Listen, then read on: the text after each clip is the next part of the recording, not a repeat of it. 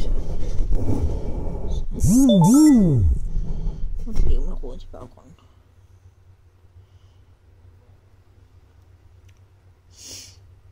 Der er en magisk ring inde her. Inde i midten. Jeg ved ikke, om du kan finde ud af at lave en magisk ring. Men hvis ikke du kan finde ud af det, så kan jeg vise dig, hvordan du kan lave uden en magisk ring. Så laver vi bare sådan en start. En ganske almindelig start af en lykke. Og så skal vi have en ring. Og det nemmeste, når man skal lave en ring, det er jo de der 4-5 stykker. Ikke? 1. Hov. Så er det godt. 1, 2, 3, 4, 5. 5 luftmasker. Og så skal vi lige have lavet det til en ring. Og det burde du godt kunne finde ud af, som du siger, du kan finde ud af hækle. Så regner jeg med, at du godt kan finde ud af at lave en ring. Det kan godt være, at min ring den er lidt anderledes. Så skal vi lige fokusere. Han fokuserer på det forkerte. Men der er en ring. Det var så midten. Så skal vi til det næste herinde. De der 3 prikker, det er luftmasker, der fortæller, at vi skal opleve en ny omgang. Så er vi her, hvor vi har lavet den her ring. Så skal vi have 3 luftmasker. 1, 2, 3. Jeg skal lige gemme der. Sådan der. 3 luftmasker oven på ringen. Og så drejer vi der lige igen. Og så siger den herovre, der er sådan nogle sjove streger her. Det er stangmasker. Dem skal vi have 2 af inden luftmasker. Så kigger vi lige på det igen. For at lave en stangmaske, så tager vi lige tråden henover der. Og så skal vi ned i midten et eller andet sted. Det var der. Gør vi sådan her. Så igennem 2, 1, 2. Og så er der 2 masker på pinden. Tråd igen. 1, 2. Og det var 1 stangmaske. Vi skal bruge 2, så laver vi en ny tråd og nål. Og så ind igennem hullet. Fang tråden. Så har du 3 masker på din pind. Tråd igen. Igennem de 2. Så har du 2 stangmasker. Og den der med luftmaskerne. Og så skal vi se, hvad skal vi så lave på vores lille hjerne? Skal vi se, så har vi lavet det der, og det der, og det der. Og så er der sådan en sjovere til en luftmaske. Tager vi lige herover. Og laver en luftmaske. Tada. Og så fokuserer vi lige på skærmen igen. 1, 2, 3 stangmasker. Okay. Stangmasker, det var den der rundt om pinden. Ned igennem hullet. Fang tråden. Så er der 4 masker. Så kører den igennem de 2 af dem. 2 masker. Ny tråd. 2 masker. Det var 1.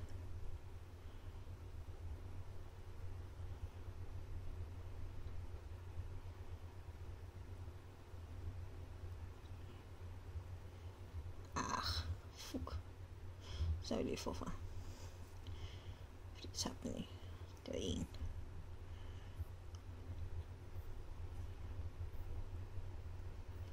Sådan der. 2.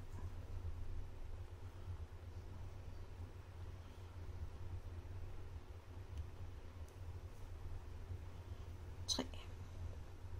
Så fokuserer vi lige på skærmen igen. Hvad har vi lavet her? Skal vi lige se. 3, 1, 3. 1, 2, 3, 1, 1, 2, 3. Og så skal vi have en luftmaske, og så 3 mere. En luftmaske. Laver vi en lille luftmaske. Fokuser.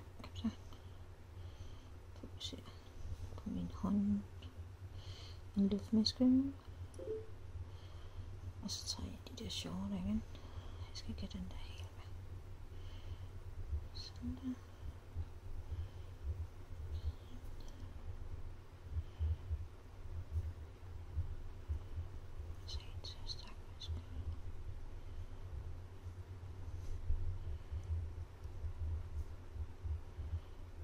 To.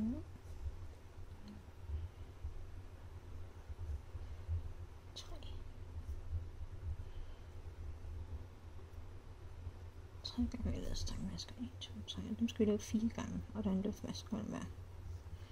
skal vi lave en luftmaske, fordi vi har lavet de 3 stangmasker. Luftmaske, dem har vi lavet 3 gange, så det skal vi lave en gang til. En. Så den første. Den anden.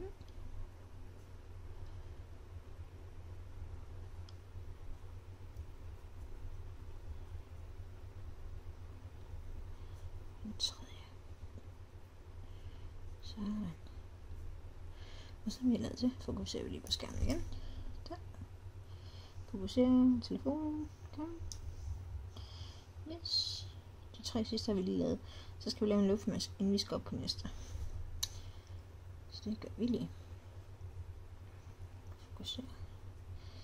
En. Og så skal vi lyse lykken. Det gør vi her.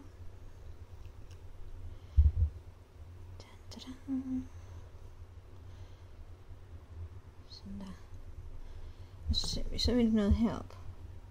Og det siger 1, 2, 3, 4 luftmasker, inden vi skal lave sådan nogle stangmasker igen. Jeg har lige lavet 1. 2, 3, 4 luftmasker. Og så skal vi lave stangmaskerne, og så skal vi lige tælle, hvor mange vi skal have. 1, 2, 3 stangmasker, og den skal sidde deri. Og så kigger vi, hvor er mellemrummet. Den skulle være her et eller andet sted. 1, 2, 3. Det var godt nok et meget lille mellemrum der.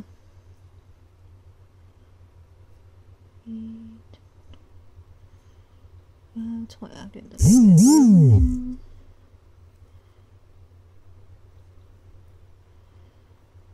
2, 3. Det var der.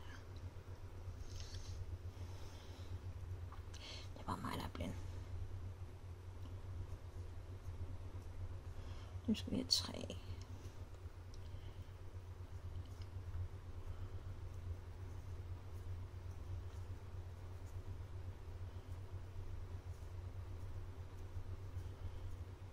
Stangmasker ned i hullet fra den forrige. For helvede, gå tilbage. Touchskærm. 3 stangmasker, og de skal gå ned igennem hullet fra den forrige omgang, hvor vi havde lavet luftmask med de andre stangmasker. Og så skal jeg lave en stangmaske, og så 3 med i samme hul. Og jeg havde lige lavet 3, og så skal vi lave en luftmask. 3 stangmasker mere ned i samme hul. Jeg er ikke vant til at lave videoer. 1,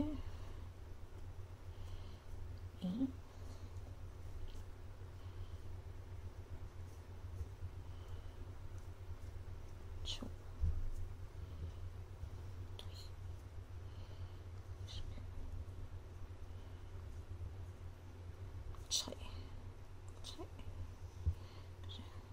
3 stangmasker, en luftmaske, 3 stangmasker.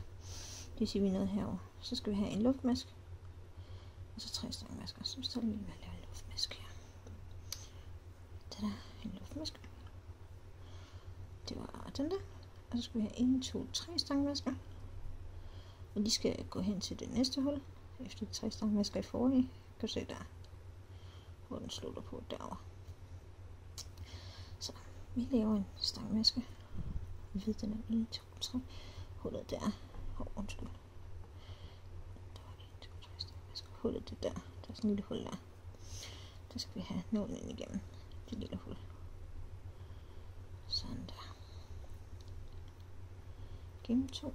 Vi tråder igennem sådan der. Vi skulle lave 3 i samme hul.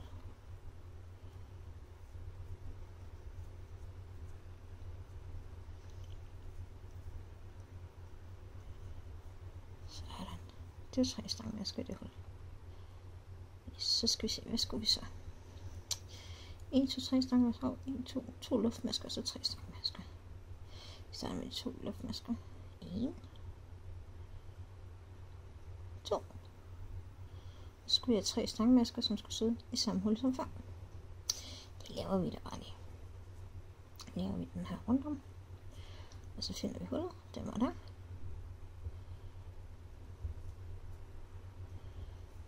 En.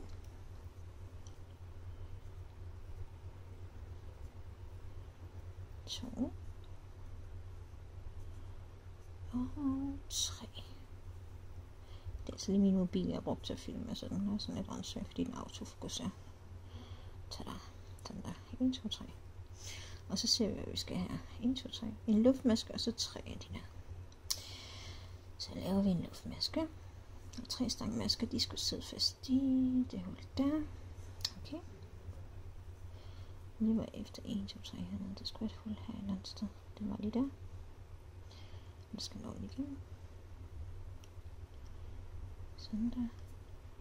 1.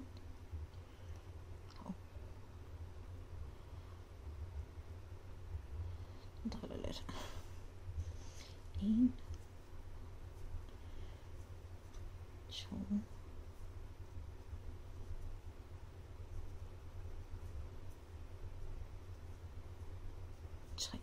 3 stangmasker. Yes, so far so good. Vi var nede herover til. Så en luftmaske og 3 stangmasker hver. En luftmaske. En stangmaske. Og 2 stangmasker. Og 3 stangmasker. Ta-da. 1, 2, 3, 1, 2, 3. We got 1, 2, 3. 1, 2, 3. Se. Så kigger vi, så går vi herop. 1, 2, 3, 4, 5. 1, 2, 3, 4, og så sådan en.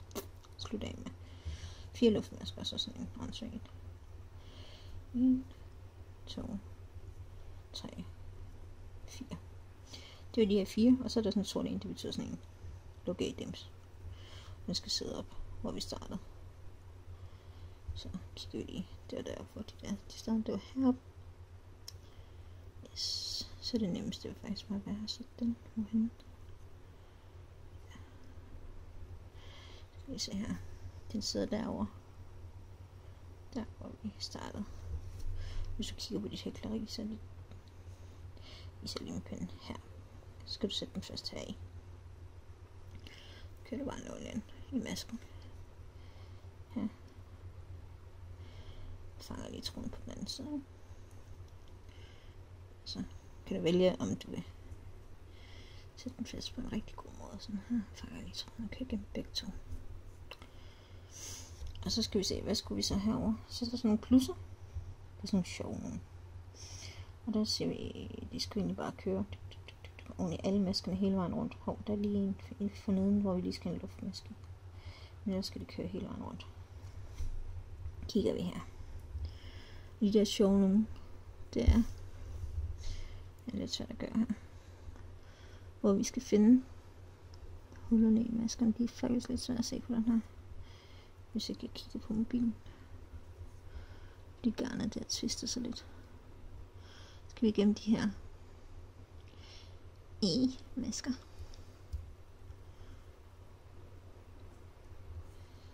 Sådan her. Hvis vi zoomer tæt på, så kan jeg vise dig det.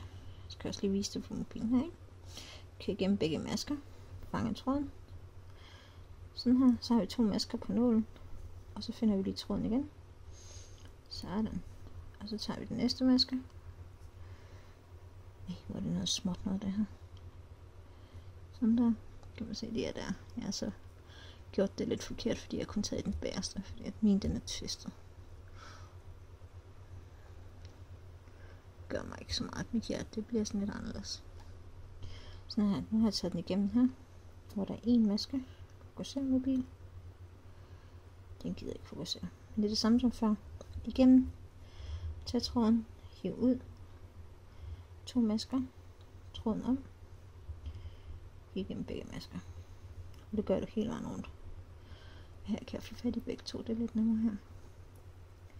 Sådan der. Går jeg lige lidt væk, så mobilen kan finde det. Der har jeg min lykke fra. Og så hiver jeg nålen igennem her. Begge to. Fanger tråden. Kører igennem. Lige alle trådene med. Sådan der. Kører igennem. Kom nu. Tab den. Pause. Vi prøver igen. Vi kigger. Vi kan se maskerne. Da. Kan vi igennem begge to. fanger tråden, kører tilbage, har 2 masker på nålen, sådan der, tråder, kører igennem, så kan man se her, den næste er lidt nemmere herover, hvor der er hæklet sådan, kører vi igennem, og vi kører igennem begge tråde på masken, fanger tråden på den anden side, trækker den igennem, så vi har snorene igennem, og falder lidt af nålen. Det går altså ikke så godt lige nu. Prøv lige at fange trådene her. Sådan der.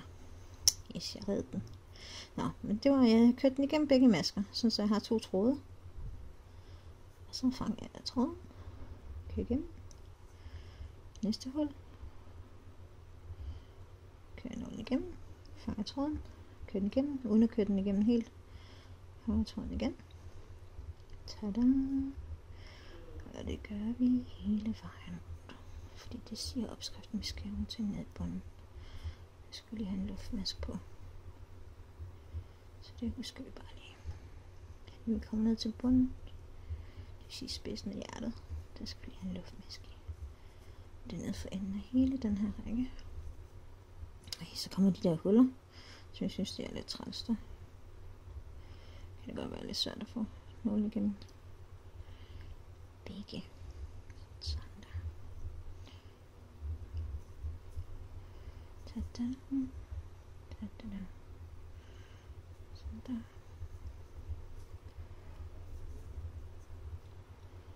Sådan her. Det er Bjørn, der råber i baggrunden, hvis I kan høre det. Han sidder lige og spiller Xbox. Jeg tror, han sidder og spiller GTA. Nu er det sådan noget, der lige har nok det. Nå, nu er vi nået ned til bunden. Hvor jeg lige skal se på den her. Der skal vi lige lave sådan der. Ved den første, der skal vi lige lave en. Og så imellem de 2, der skal vi have en luftmask. Og der er jeg ned til nu. I bunden. Så den næste, der skal jeg gøre lige som jeg har gjort hele vejen igennem. Og så kører nålen igennem. Sådan. Gennem begge masker, både den forreste og den bagerste. Sådan her. Og så får tråden igennem. Så her 2. Og så lige til tråden over. Og kører tråden igennem begge 2. Så skulle jeg have en luftmaske her. Og så har jeg lige lavet den der luftmaske. Og så skal jeg lave videre på alle de der hele vejen. Op til. Det vil sige hele vejen rundt her. Og så op til. Og der er det igen her. Når vi er ved de her huller. Der kan det godt være lidt svært at fange maskerne. Men det kan godt lade sig gøre. Kan jeg bare bruge neglen lidt. En god idé at have negl. Når man hækler lidt fast. Det har jeg fået for vane med. Det er ikke altid en positiv ting.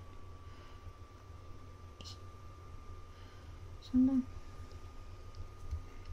Nu tabte jeg tråden. Heldigvis. Lidt nem at fange.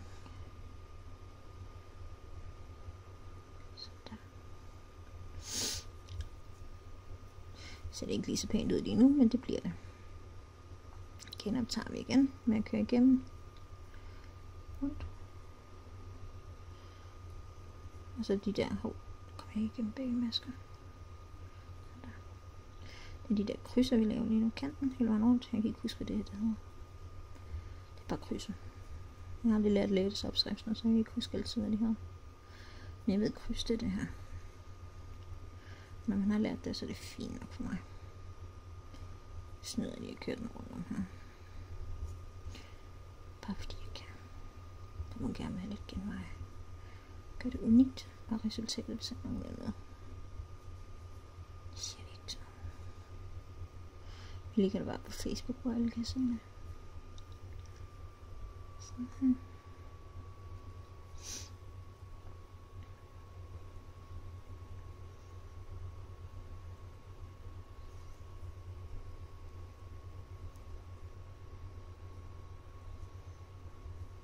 Jeg begynder at dufte lidt af kylling, jeg er ved at koge kylling. Så hvis jeg skriger og løber med, så er det fordi den er kogt over. Forhåbentlig ikke. Sådan.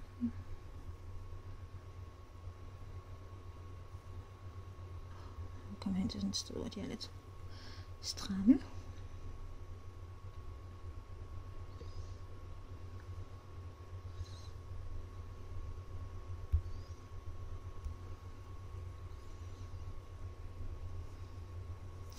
gider altså ikke slås med, når det er så stramt, så hækler jeg bare rundt om. Det tager jeg altså ikke så højtidligt, og det er jeg sikker på, at Chris er ret ligeglad med. Han har ikke forstand på hækling, så who cares, ja. Sådan. Og så er vi tilbage ved slut. Vi skal finde en eller anden sjov måde at afslutte det her på.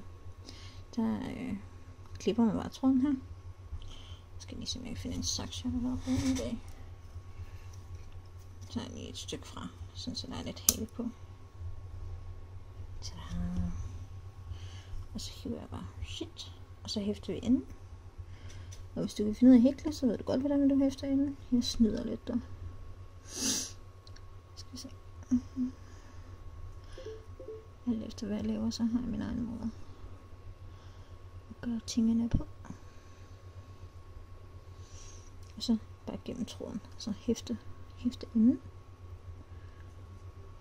Og jeg tager lige den op til mine øjne, fordi jeg er ved at blive gammel og blind, så jeg kan ikke se en skid. Kan du sidde og studere lidt på det der pæne billede og diagrammer. Sådan der. Så tager jeg lige nålen. Fordi når jeg hæfter, så har jeg de der, den gider jeg ikke glo på. Klipper vi lige. Nogle de hæfter det hele, det gider jeg ikke. Det er ikke nødvendigt, det skal ikke hives i eller noget brug for noget. Den skal bare hænge til pynt. Og tada, har vi et lille hjortun. Og grunden til min, den er sådan lidt herovre, det er fordi jeg valgte at hækle i den. Den ene side. Hvis vi hiver lidt i den sådan. Så har vi et lille valentinshjerte. Tada. Det er sgu svært at se det. Lille valentinshjerte.